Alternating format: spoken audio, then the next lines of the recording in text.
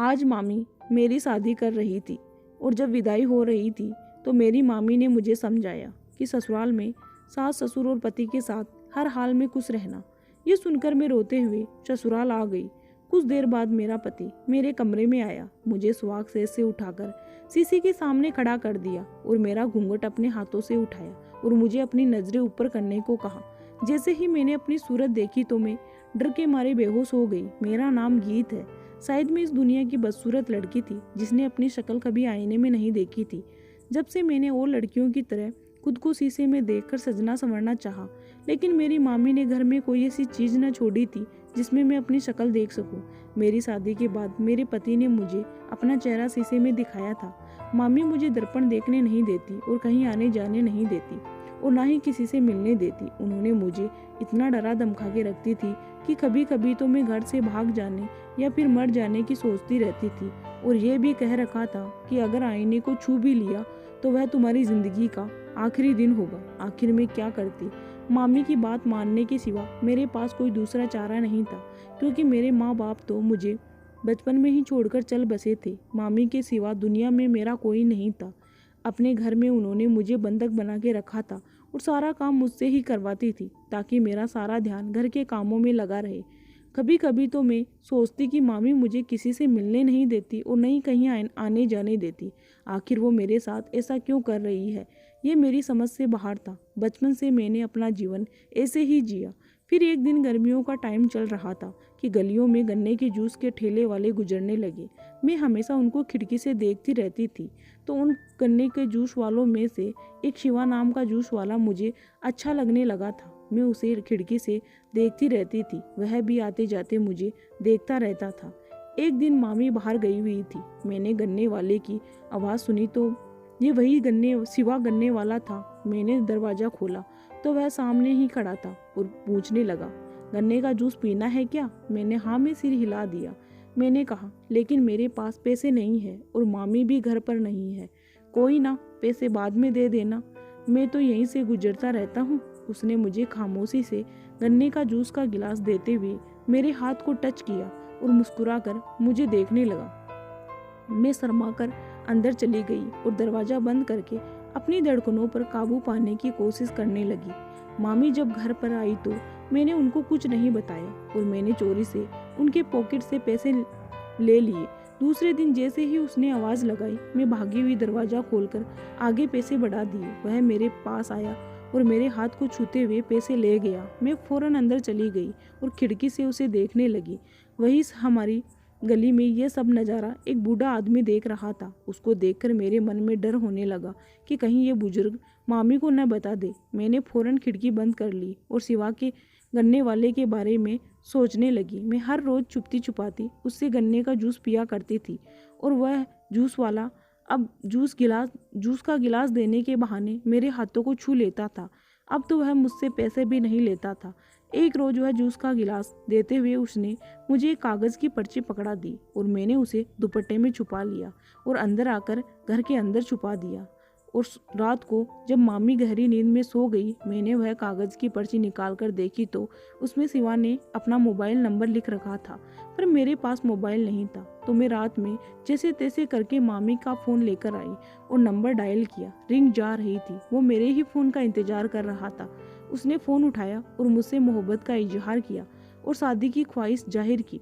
फिर उसने मेरी इच्छा जाननी चाहिए। मैंने शिवा से कहा, मेरा नाम गीत है, मुझे तुम भी बहुत अच्छे लगते हो और मुझे तुमसे शादी करने में कोई एतराज़ नहीं होगा, क्योंकि मैं भी तुमसे प्यार करने लगी हूँ। अपना जवाब देने के बाद मैंने फ़ोन काट दिया और फ़ोन को वापस रख आई ताकि मामी देख न ले और उसको मामी को पता न चल सके।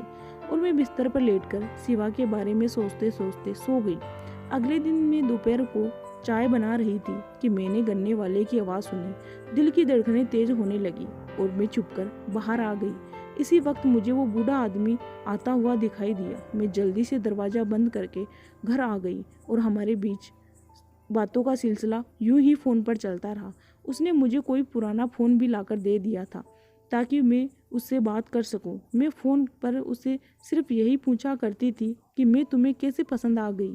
वह बोलता, मुझे तुम्हारी हर अदा पसंद है, तुम बहुत प्यारी हो, मैं तुम्हें सबसे ज़्यादा प्यार करता हूँ। जब तुम मुझे खिड़की से झांकती हुए देखा करती थी तब से ही मैं मामी के बारे में सोच सोच कर परेशान रहने लगी थी। शिवा से मोहब्बत करके मैं बहुत खुश रहने लगी थी। एक दिन एक मोहल्ले की औरत मामी के पास आकर बैठी और वह मेरे बारे में बातें करने लगी और मैं किचन में चाय बना रही थी कि उनकी आवाज़ मेरे यहाँ तक सुनाई दे रही थी। वो आंटी मामी से कह रही थी कि तेरी बेटी जवान हो गई है, इसलिए कोई रिश्ता विश्ता देखा कर। मेरी मामी ने ना में सिर हिला दिया और कहने लगी कि गीत से कौन शादी करेगा, मैं उनकी शादी वादी नहीं करना चाहती। आंटी ने कहा क्यों भला, अच्छी ठीक ठाक दिखती है, कोई भी रिश्ता मिल सकता है। आंटी की यह बातें सुनते ही मेरा दिल जलने लगा था।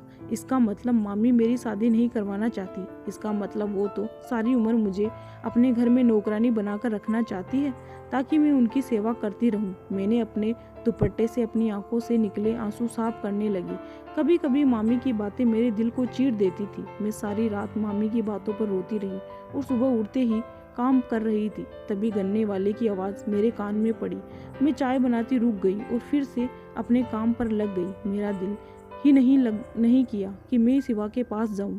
2 दिन में नहीं गई। तीसरे दिन वह देर तक दरवाजे के सामने आवाज़ लगाता रहा। मामी घर पर नहीं थी। मैंने दरवाज़ा खोला और कहा मुझे नहीं पीना गन्ने का जूस, तुम जाओ। वह वापस आया और बोला कि तुम फ़ोन क्यों नहीं उठा रही हो। दरवाजे पर मैंने उससे कहा आज रात को मैं फ़ोन करूँगी, अब तुम यहाँ से जाओ, कोई देख लेगा। और वह चला गया। रात को मैंने उसे फ़ोन किया और कहा आज के बाद मुझे फ़ोन मत करना। कल तुम गली में आओगे तो मैं तुम्हें तुम्हारा फ़ोन वापस लौटा दूंगी। कोई फ़ायदा नहीं है, मामी हमारी शादी के लिए नहीं मानेगी। तुम मुझे भूल जाओ, मैं तुम्हारे आगे हाथ जोड़ती हूँ। मैंने रोते हुए कहा तो वह नाराज़ होकर कहने लगा शादी तो मैं तुमसे ही करूँगा, चाहे जो भी हो जाए। मैं अगले दिन नाश्ता बना रही थी और मुझे शिवा की आवाज़ आई। मैंने झट से अपने हाथों को साफ किया और दरवाजे पर गई। वह मुझे आज रात को बात करने के लिए कहकर चला गया। वहाँ से चला गया। सारे काम करने के बाद मैं मामी के सोने का इंतज़ार करने लगी। जब मामी सो गई तो मैंने फ़ोन निकाला और उससे बात करने लगी। वह कह रहा था कि अपनी मामी से बात करो, अगर मानती है तो ठीक है, वरना मैं तुम्हें यहाँ से भगा कर ले जाऊँगा। मैंने कहा देखो शिवा, मामी से बात करने का कोई फ़ायदा नहीं है, वह मेरी शादी नहीं करवाना चाहती। इसलिए मैंने सोचा है कि भाग कर शादी करना ही आखिरी ऑप्शन होगा। मैं तैयार हूँ क्योंकि मैं तुम्हारे बगैर नहीं रह सकती। 2 दिनों तक यूं ही बातों का सिलसिला फ़ोन पर चलता रहा। दोनों की राय से घर से भाग कर शादी करना तय हो गया। अब बस सही मौके का इंतजार था। उस रात मैं पूरी तैयारी कर चुकी थी घर से भागने की। सामान तो मेरे पास कुछ था नहीं। मेरे पास बस मैंने कुछ कपड़े बैग में पैक किए और मामी के सोने का इंतज़ार करने लगी। मामी के सोते ही मुझे यहाँ से निकल जाना था। मामी सोने के लिए चली गई। मुझे पूरा यकीन हो गया कि मामी गहरी नींद में सोने लगी है, तो मैं आहिस्ता से दबे कदमों से बाहर निकली और बाहर निकलकर घर के पीछे की दीवार से कूदकर घर से बाहर निकल गई। बाहर गली में देखा तो शिवा खड़ा था और हम दोनों वहाँ से जाने लगे। तो उसी वक्त न जाने कहाँ से वो बूढ़ा आदमी आ गया और मेरा हाथ पकड़ लिया और मुझे अपनी तरफ खींच कर बोला कहाँ जा रही हो लड़की, तुम्हें अपनी माँ की इज्जत का बिल्कुल भी ध्यान नहीं है? तुम्हें उस पर तरस नहीं आएगा जो अब उसकी इज्जत मिट्टी में मिलाने चली? मैंने अपना हाथ छुड़वाना चाहा, लेकिन वह बहुत ताकतवर था। मेरे हाथ को मजबूती से पकड़ रखा था। उसने शिवा को थप्पड़ मारते हुए धक्का दिया और कहा आइंदा यहाँ दिखाई दिया तो पुलिस के हवाले कर दूंगा। यह सुनते ही शिवा वहाँ से भाग गया और वो बुजुर्ग मुझे अपनी मामी के घर ले आया। मामी ने दरवाज़ा खोला। मुझे उस बूढ़े आदमी के साथ देखते ही चिल्लाने लगी, यह सब क्या है? उस बूढ़े ने बोला तेरी इज्जत मिट्टी में मिलाने जा रही थी, भागने वाली थी ये गन्ने वाले के साथ। यह सुनकर मामी जोर जोर से मुझे मारने लगी। मैं खामोशी से पीटती रही। कमीनी, घर से भाग रही थी, कौन करेगा तुझसे शादी? अपनी शक्ल देखी है तूने? मामी मुझे मारते हुए बोल रही थी। तब वह बूढ़ा कहने लगा मुझसे शादी करोगी? मामी ने उसकी आवाज़ सुनते ही अपने हाथ रोक दिए और बोली तू कर लेगा इससे शादी? हाँ, मैं करूँगा इससे शादी। वह कहने लगा ठीक है, मुझे मंजूर है। मामी बोली ठीक है, फिर अगले सप्ताह बुधवार को आऊँगा और इससे विवाह कर ले जाऊँगा। वह यह कहकर वहाँ से चला गया। मैं बहुत रोई और चिल्लाई और बोली, मामी मेरी शादी न करो। मगर मामी मेरी बात न मानी और बोली, कौन है वो लड़का जो तुझसे शादी करेगा? वह झूठ बोलकर यहाँ से गया है। वो बुढ़ा भी तुझसे शादी नहीं करने वाला। वह तुझसे शादी करने वापस नहीं आएगा। आखिर अगला सप्ताह आ रहा था और मुझे डर था कि कहीं वह बूढ़ा मुझसे शादी करने ना आ जाए। काफ़ी देर तक इंतजार करने के बाद भी वह घर नहीं आया तो मैं थोड़ी सी खुश हो गई और भगवान को धन्यवाद दिया। शिवा ने तो मेरी खबर भी ना ली थी। उसकी झूठी मोहब्बत के दावों पर मुझे शर्म आ रही थी कि मैं उसकी बातों में क्यों आ गई थी। फिर अचानक दरवाज़ा खटखटाया। मैं चौंक गई। मामी दरवाजे पर गई तो वहाँ पर वो बुजुर्ग आदमी खड़ा था। मामी से कहने लगा कि मैं वही हूँ जो उस दिन तुम्हारी बेटी के साथ शादी करने का वादा करके गया था। अब मामी उससे बहस करने लग गई, लेकिन वह अंदर आ गया। जब वो नहीं माना तो मामी ने मुझे उनके साथ भेज दिया, क्योंकि वो कहने लग गया था कि मैं तेरी बेटी की घर से भागने वाली बात हर गली गली में कर दूंगा। फिर इससे कोई भी शादी नहीं करेगा। उस बूढ़े की नज़र पूरी तरह मेरे ऊपर थी, तभी वो गली में चक्कर काटता था। मैं आंसू बहाते हुए उसके घर चली गई। कुछ देर बाद मेरा पति मेरे कमरे में आया और मुझे हाथ से घसीटता हुआ शीशे के सामने ले गया और बोला, अपना घूंघट उठाओ।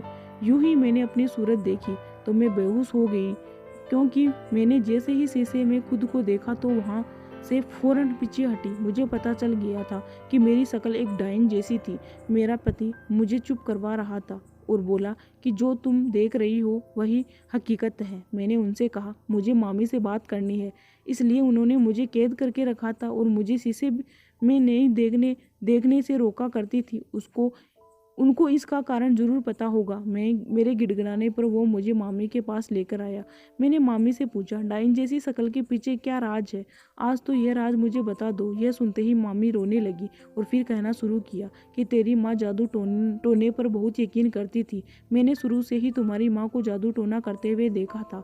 वह किसी पहुँचे हुए बाबा के पास जाया करती थी। वहाँ से आकर अपने घर पर वह उनका बताया हुआ तरीका करती थी। तेरा बाप तेरी माँ को छोड़कर चला गया था। इस वजह से तेरी माँ बाबा का बताया हुआ टोटका करती थी ताकि तेरा बाप वापस घर लौट आए। लेकिन कुछ दिनों में ही तेरी माँ बहुत कुछ सीख गई थी। इसी तरह से उन्होंने इन शैतानी ताकतों को ही अपना जरिया बना लिया था। एक दिन किसी बाबा से तेरी माँ का एक नया टोटका सीख कर आई थी। वह टोटका सीख कर बहुत खुश थी।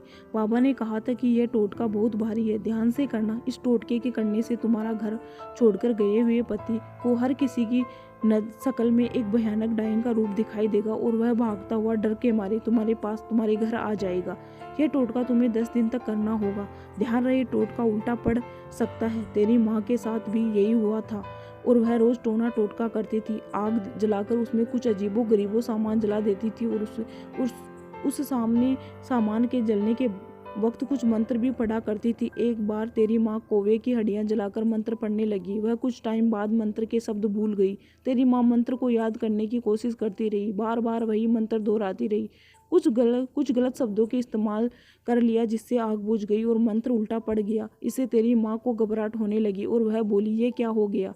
मैं तो रोज यही मंत्र पढ़ती थी, तो आज ये क्या हो गया? आखिर अब क्या होगा? उसने फौरन उठकर दर्पण में अपना शक्ल देखी और चैन की सांस ली कि उसकी शक्ल नहीं बिगड़ी थी। पीछे मुड़कर देखा तो वहाँ तू खड़ी थी। तुझे देखकर तेरी माँ ने जोर से चीख मारी। टोटका उल्टा होने का असर उन पर नहीं, तेरे ऊपर पड़ा था।